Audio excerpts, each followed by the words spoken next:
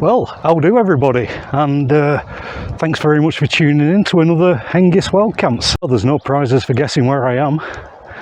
I am in the Peak District yet again, and in particular I'm at Derwent Dam.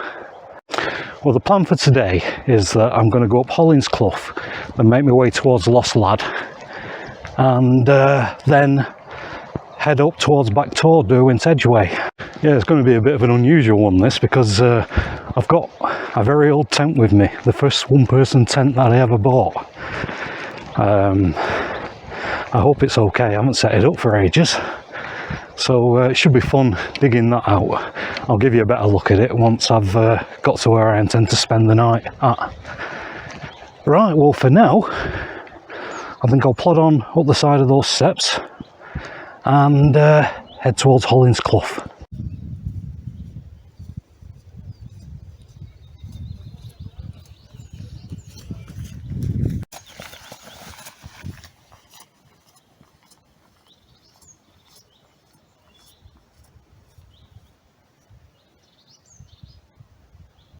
Well, I've made it to the bridge that goes across the bottom of Hollins Clough. I'm going to be deviating up there, that way, up the side of the clough. This is probably the steepest bit of the walk, but the good bit is I get to see the fallen tree. I always like seeing that up at Hollins Clough. I hope it's still there. As I said, it's been there for about 3, getting on for 4 years now. Right, well, as I said, that's the steepest bit, so I'll make a start and get up there.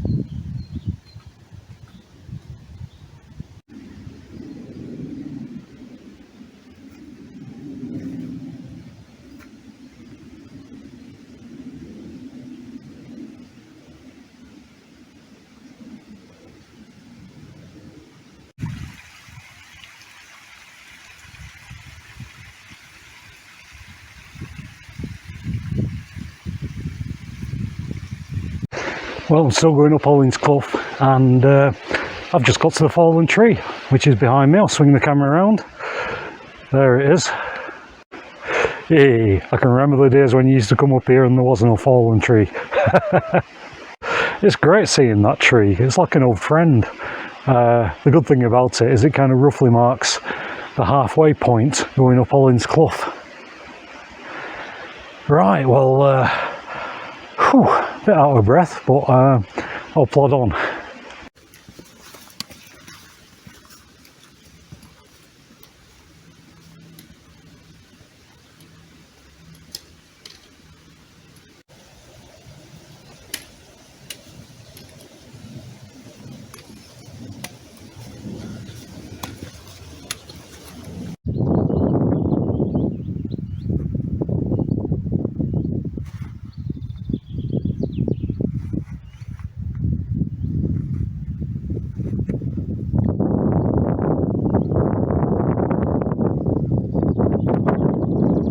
Whew. I've just stopped, I'm a bit out of breath, but I've finally made it to the top of Hollins Clough. All I've got to do now is, I'll just swing the camera around, go through that little gate there that you can see, across the moor, and then head in the direction of Lost Lad. Luckily there's a little signpost on the way that lets you know that you're on the right path. Right, well, as I said, I'm just going to get my breath back, take in these views, and then I'll plod on in that direction. Well, I've just arrived at that signpost that I mentioned earlier. One of the signs points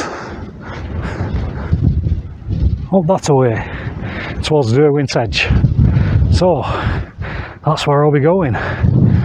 Behind me you can see Lost Lad, and then hard to see on this camera, I've got the sun in my eyes again, but on the next skyline you should be able to see some stones. That's Back Tor, and that's where I'm heading to. So gotta go up there, up Lost Lad, down the other side, and then up to Back Tor. Right, well, I'll plod on.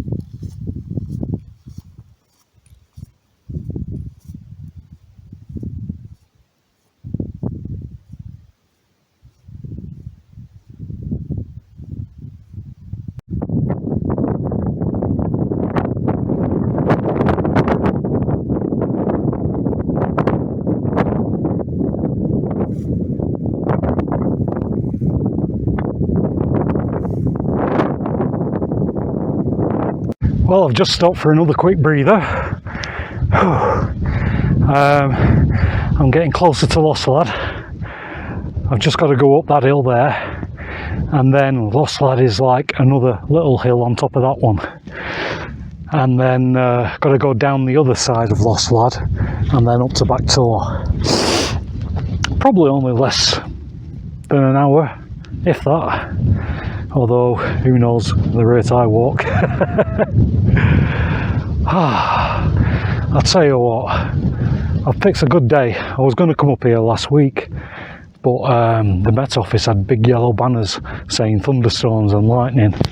So, yeah, I didn't fancy being on top of an hill in a structure that's supported by bits of metal when there's lightning around.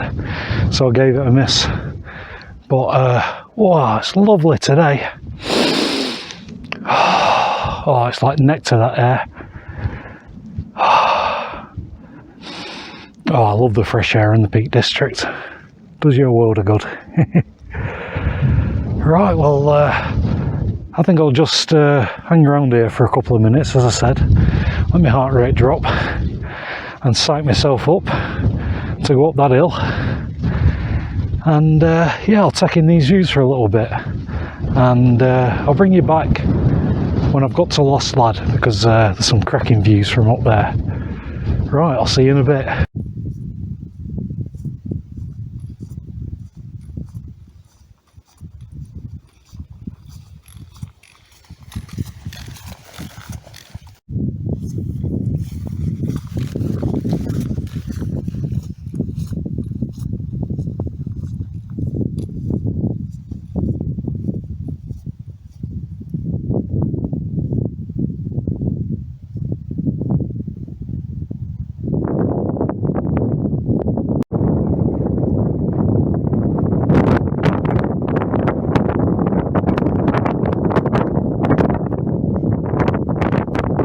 Well, I've made it to Lost Lad. Wow, look at the views around here. I'll switch to the camera and give you a better look. So yeah, I'm at the top of Lost Lad, and let's just have a read of this.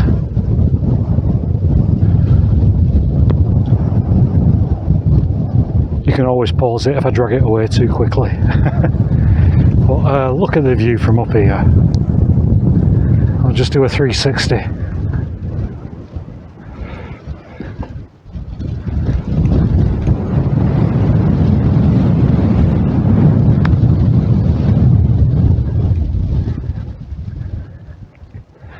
There's Derwent Edge coming into shot now.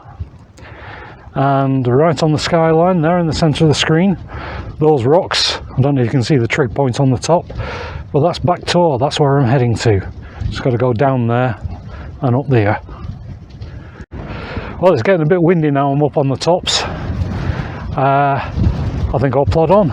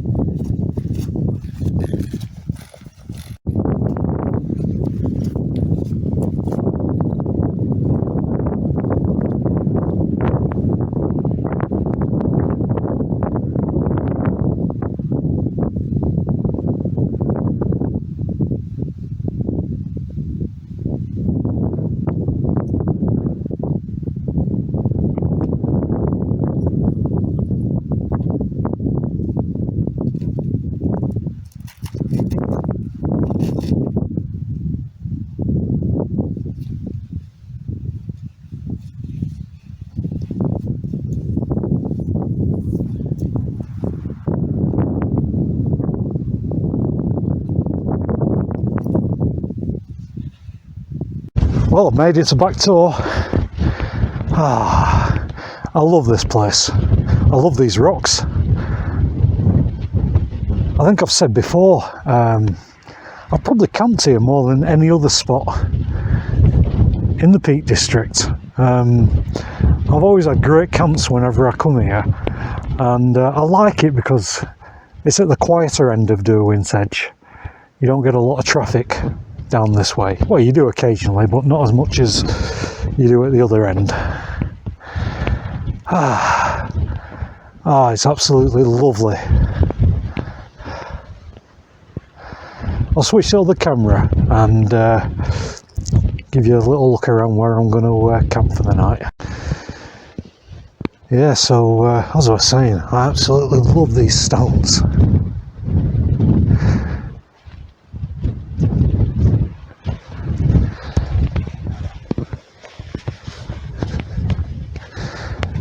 Could get a bivvy on there easily, but down there where my bag is, that's where I'm going to get my tent up. Right, well, I think what I will do is get my breath back, look at these views for a bit, and I'll think about getting my tent up in a bit. Yeah, as I was saying, it's one of the quieter bits of Derwent Edge, this, so I'm going to risk getting my tent up a bit early. Not right now, it doesn't get dark till about 9 o'clock, well, sunsets at 9 o'clock. But yeah, it's a bit breezy, so yeah, I won't mind getting out of the wind. Well, it should be a laugh putting this tent up. As I mentioned before, it's the very first tent, well, one-person tent that I bought. Prior to that, I used to use a tarp and a bivvy bag. It's a strange old tent, though. It's got a fast-pitch design, so they call it. And what that means is that all the tent poles are permanently attached at the foot end, at the head end, and the tunnel bit. The downside is, though, it makes the pack size a bit bulky when you're getting it in your bag. I'll give you a look at it when I set it up, if I can remember to set it up. There is a certain way, I think all the where you peg it out, they're all numbered and you're supposed to peg it out in order or something like that. It's been that long since I've used it, I can't remember. Oh, it should be fun. Anyway, I'll bring you back when I'm unpacking. For now, I'm just going to take in these views, as I said. I didn't think it was possible, but the air smells even fresher up here. Right, I'll bring you back in a bit. Well, it's been about an hour since I last spoke to you. I've just been sat here nibbling on some Jaffa cakes, and that you can see them there tucked on that rock. I'll finish them off later. But yeah, I've just been sat here. It's not cold, but breezy enough that I've put my warm jacket on. I haven't seen anybody. and it's now officially evening. Well, I don't know what time it is. I think it's heading towards 7 o'clock. So I think I'll get my tent up and yeah, get out of this wind, get some shelter. I'm just a bit apprehensive because there's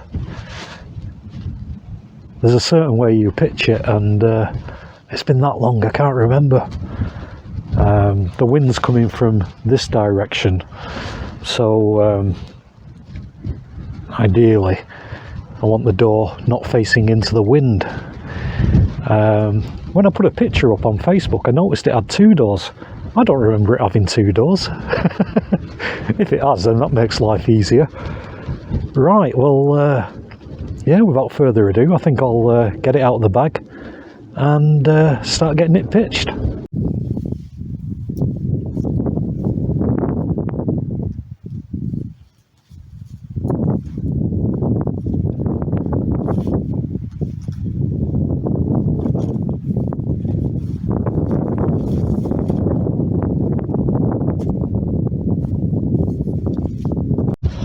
Yeah, so this is the very first tent that I, well, the very first one-person tent that I ever bought. 2 kilograms it weighs, so it's just in that range of being a backpacking tent, but it's still a bit on the heavy side. Right, well, let's get it out of the bag and get it pitched. Got a nice spacious bag to put it all in as well. Right, let's get on with it.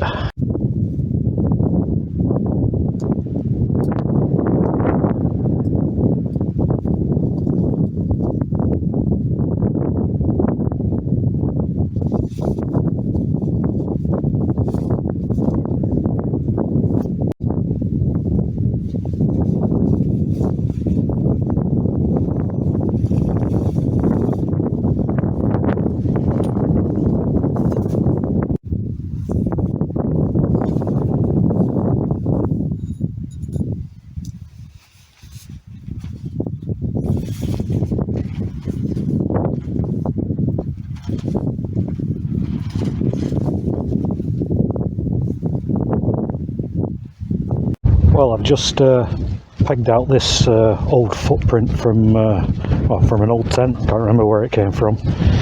And yeah, let's get this thing sorted. Now, there is a way, as you can see, all the peg out points have got numbers on them. What's this one? 4.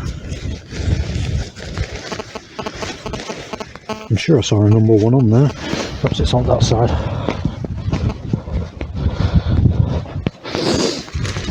What's it for? Oh, there we go. Number 1. Right, well, I'll start off at this end.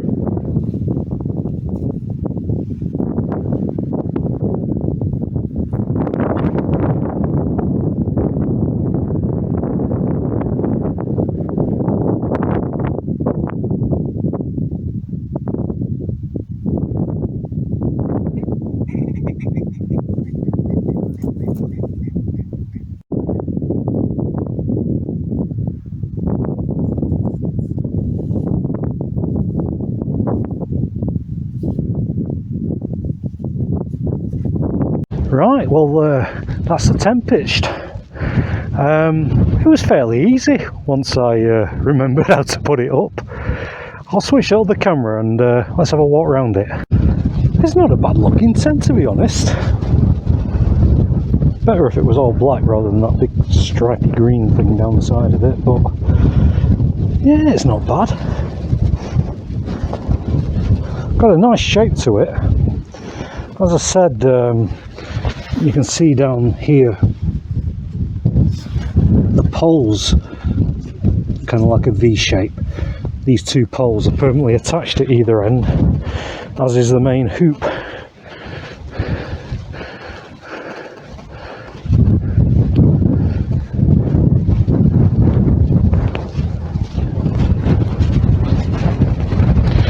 But yeah, I like these little numbered peg out points. Not that I followed them religiously when I was pegging it out just then. Right, well, let's have a look inside it.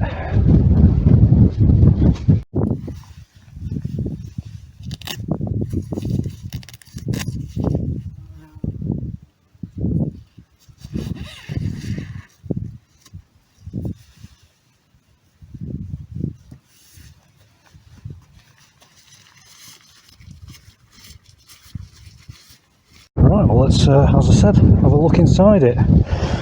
Well, first of all, it's got this little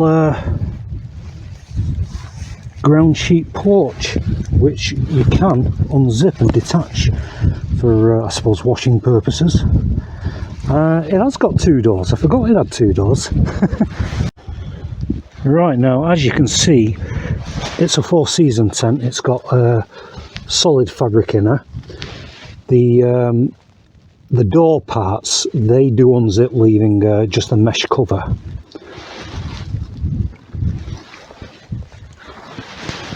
You've got little pockets to tuck the doors in, although there doesn't appear to be one on this side. It's been that long since I've used it. Little pockets down at the bottom, two there, two there. It's not a bad little tent. I've forgotten what it was like. Right, well, I think I will get the rest of my kit in there, get my sleeping mat inflated, and get my bag out and everything else. Oh yeah, I forgot to mention, you can unzip it from the top. So, you know, if you're cooking in the porch, you can vent it in bad weather, like a little chimney. I've forgotten what it was like. I'm quite impressed with it. Can't remember when I bought it. As I said, it's over 10 years, possibly, it could be 13 years old. I can't really remember, but it's definitely over 10. Still in good nick as well. I haven't had it out of the bag for years. Right, well, as I mentioned, I'll get on with getting the rest of the stuff in there.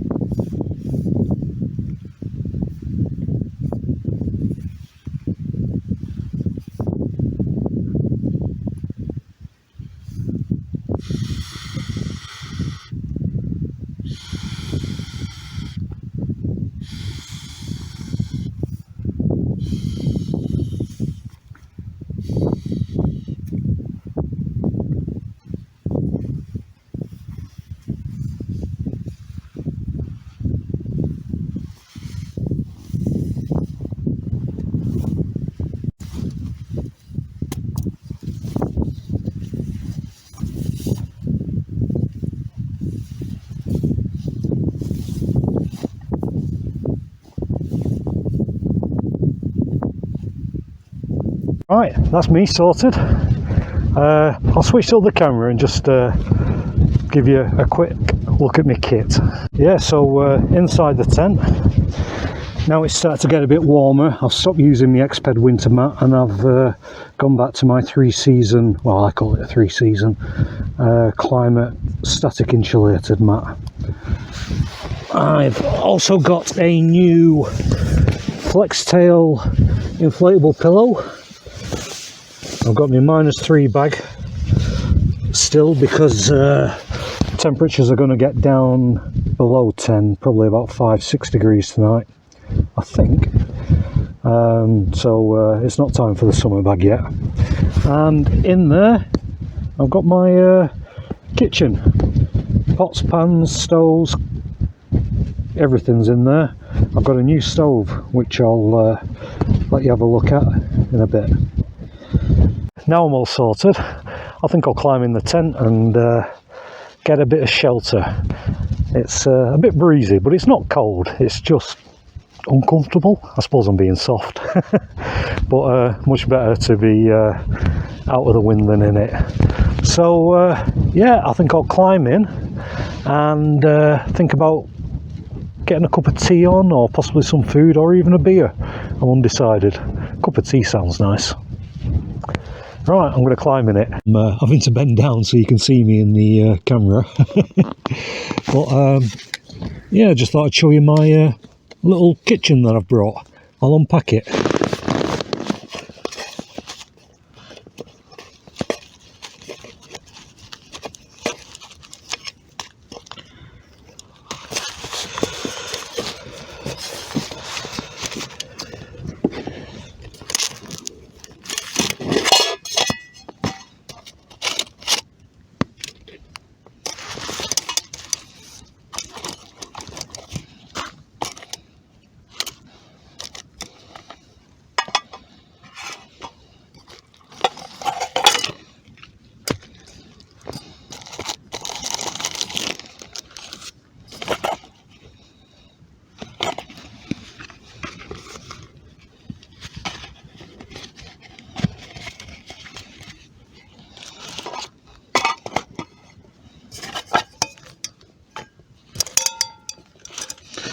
Yeah, so I brought this little lightweight aluminium tray just to create a flat surface for this stand for this new stove that I've got. Fits nicely in there.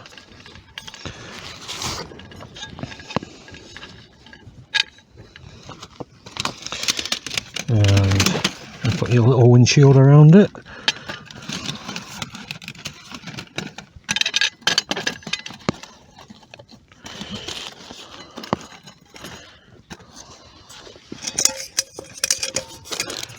There's the stove. It's one of these non-spill stoves.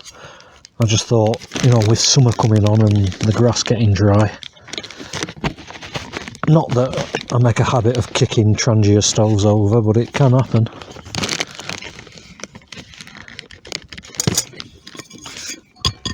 Yeah, as you can see, it's got like a carbon felt and you just pour your fuel onto that. That just drops in there.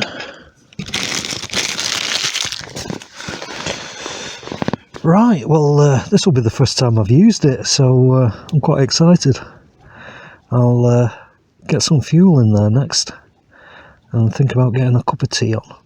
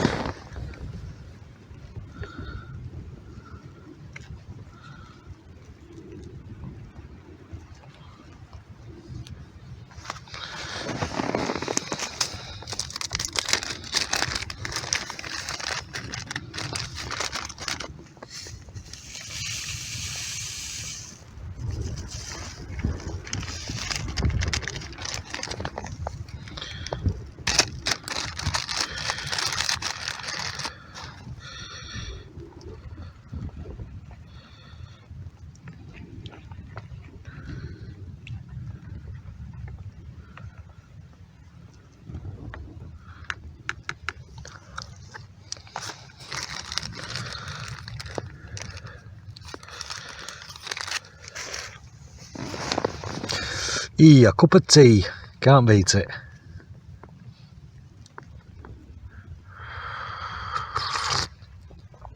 Oh, almost as good as a beer. I'll have the beers later. Just fancied a cup of tea.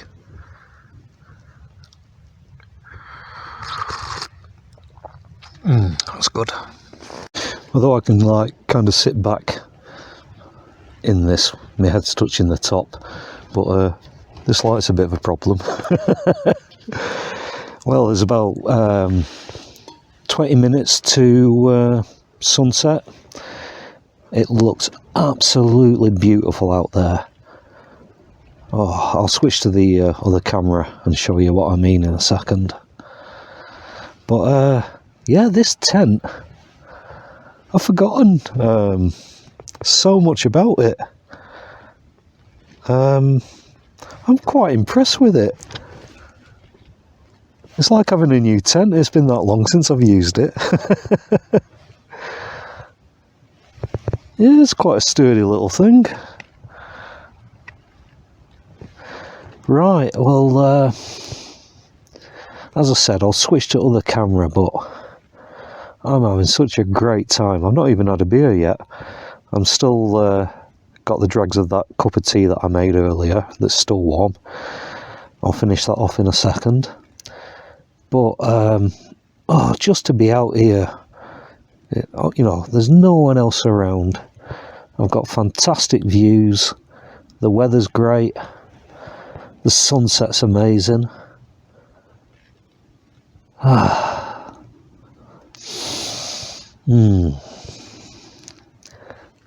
I'm happy. Oh, I do love the Peak District. Right, well, I'll switch around to the camera and show you that sunset. Right, let me just kind of climb out of the tent. Look at that. That is absolutely gorgeous.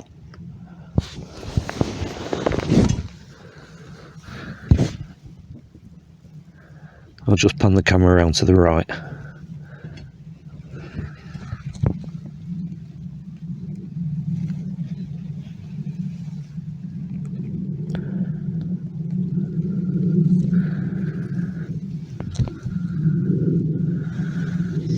Now to the left.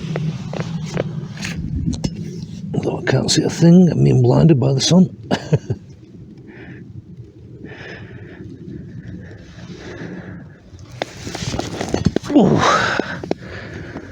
Oh, that is glorious. Well, I used my stove for the first time, my new stove, and as I suspected, compared to the Trangia, and especially the Storm Cooker, it uses a lot more fuel. I don't know if that's just because it doesn't vaporize the fuel as efficiently, or it's, you know, the windshield on the Storm Cooker. It's second to none, in my opinion. It could be that because the flame was getting blown around a lot. But I did have to use a lot more fuel just to boil 500 mils of water. But it's nice having that knowledge. It's nice to know that if I was after a few tins of beer, get up and kind of knock it over. Not that I would do anything like that. It's not going to set the bloody grass on fire. That's the main reason I got it. So yeah, if the cost of that is that it uses a bit more fuel and it takes a bit longer to boil, I suppose it's a price worth paying, especially over the summer. Winter, I'll go back to the Storm Cooker. Right, well, yeah, not long now. About 10 minutes before that disappears. Right, I'm going to finish off the dregs of that cup of tea that I've got left while it's still warm. I'll bring you back in a bit. Anyway, it's time. You've guessed it. I have a McEwen's Champion 7.3. Alright, I'll just get this open.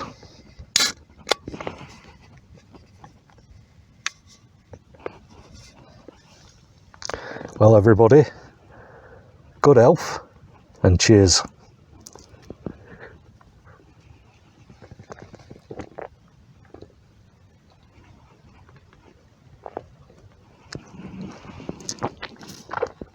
Oh, that's good beer. Right, well, I brought quite a lot of food with me tonight, but I don't know, it might be after getting a bit of exercise, walking up here, I'm just not hungry. I've got things like a couple of cup of soups with me that'll go in a 500ml mug. Might have them later if I feel peckish, and I've still got some Jaffa cakes. But yeah, at the moment I'm quite content just to kick back and have a liquid tea. Liquid dinner. Sounds a bit posh, that. Lunch. I don't know. Yeah, I'll see how I feel later on. As I said, I'm just going to unwind, drink this beer. It's about 11:15 now. I've drank all my beers, and let me just turn this down. Very rude of me to have that blaring away.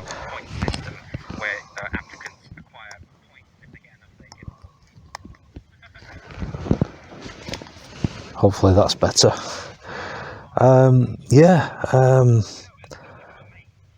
I watched that sun go down, had a few beers, and well, 2 beers, and I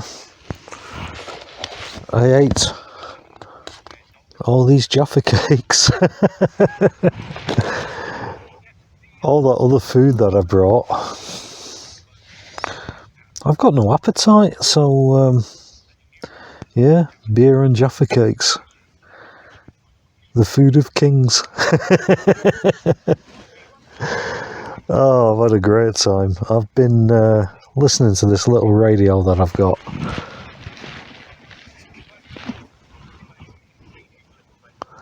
This thing here. And put it on about 9 o'clock, Radio 4, listen to the news, the headlines. And then there was some weird show about cybernetics, integrating with humans and all that. Well, I suppose it's self-explanatory, isn't it? And then after that, I switched over to Radio 4 Extra, and it's just been comedy shows. And I've been laughing my head off. It's brought a right smile to my face. So yeah, no cooking of food. I'm quite content as I am. As I said, it's 11:15 now, and it's pitch black outside. I've got loads of lights on, one shining in my face down here as well, from my woolly hat, which I've been wearing. So yeah, I'm feeling a bit sleepy, so I think I'm going to get my head down. So I'll see you in the morning. Good night all.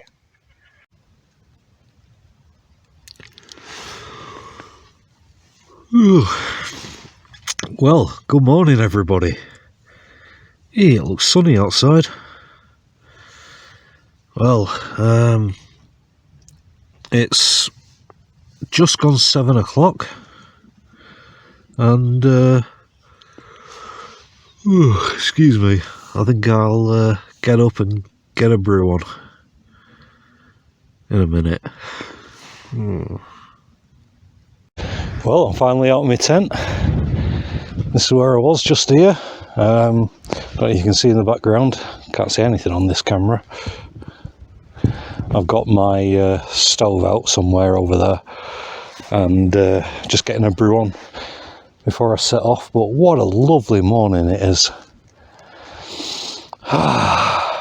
Yeah, I went to bed happy, and I've woken up happy. Oh, it's so good to be out in the countryside. Right, well, I think I'll get back to my brew somewhere over there. And yeah, look forward to getting that down me. Well, my brew's ready, and I think it's coffee time.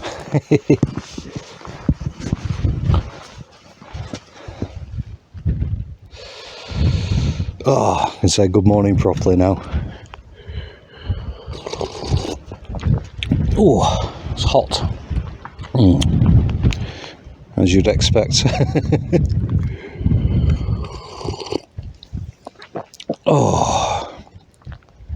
Oh, that's nice.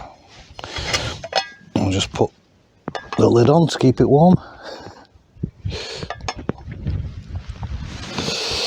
Right, well, yeah, I'm going to finish my brew off, and I've got all my kit packed, and after I've had my brew I'm going to head on down that way. Right, well, I'll shut up for now because I'm going to drink my coffee. Right, well, that's me all packed away on this glorious sunny morning. As per usual, just having a look around for any signs that I was here, you know, tent pegs especially. I'm a bugger for leaving those behind, but no, I've got them all. No bits of rubbish. Right, well, that was great. That old tent was fantastic. I'm going to plod on that away, and I'll probably speak to you when I get to Derwent Dam. Right. And it's all downhill.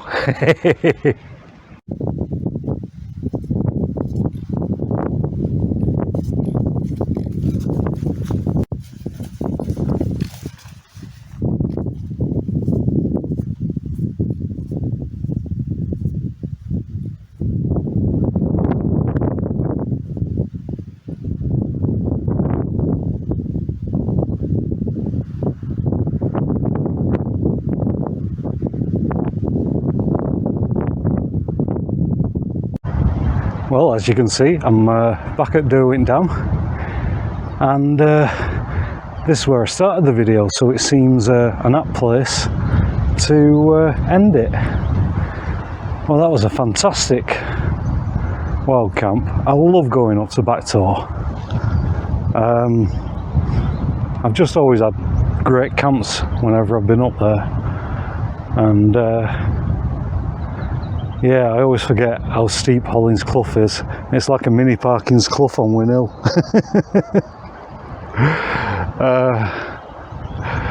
Yeah, and that old tent,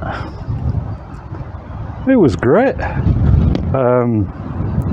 I've forgotten how sturdy it was. The only drawback is those poles being permanently attached, although it does go up fast because of that.